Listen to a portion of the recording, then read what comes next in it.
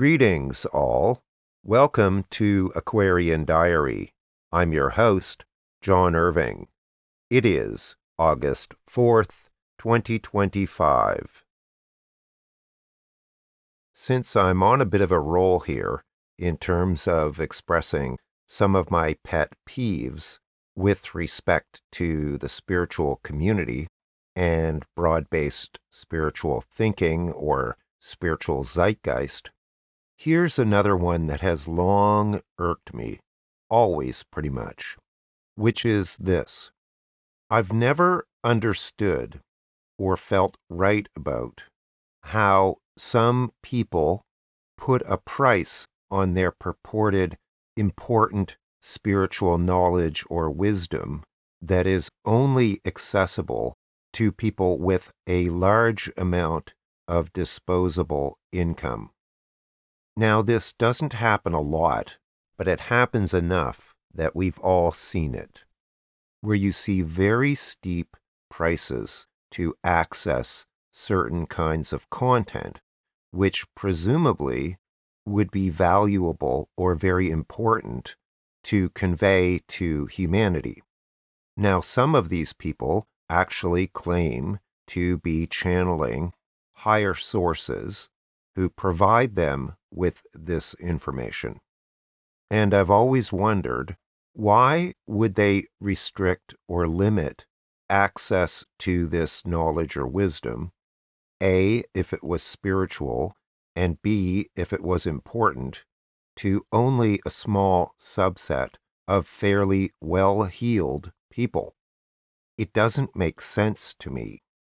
I'm not suggesting that people who work in the spiritual community should be broke or not make money. I'm just questioning why on earth spirit, in quotation marks, would want to only communicate to that very privileged group of human beings, those that can afford abnormally high prices for the content. This seems to me to be a spiritual contradiction. I don't believe that Christ or Buddha charged extremely high fees to access them. And most of the spiritual teachers that I have been involved with over the years have made their work or knowledge reasonably affordable and accessible so that it can find a very broad audience. In fact, I would go so far as to say, and I think this is accurate, that most of the really spiritual people I have met are not particularly wealthy people. They usually aren't because their priorities are different from mainstream culture, which is very materialistically oriented, whereas the spiritual seeker is typically not. So I see a fairly large contradiction here, at least from my perspective. Why would Spirit, or the Creator, limit their knowledge, wisdom, and spiritual insights to only a select group of people that can manage to afford to access it? That makes no sense to me. Does it make sense to you?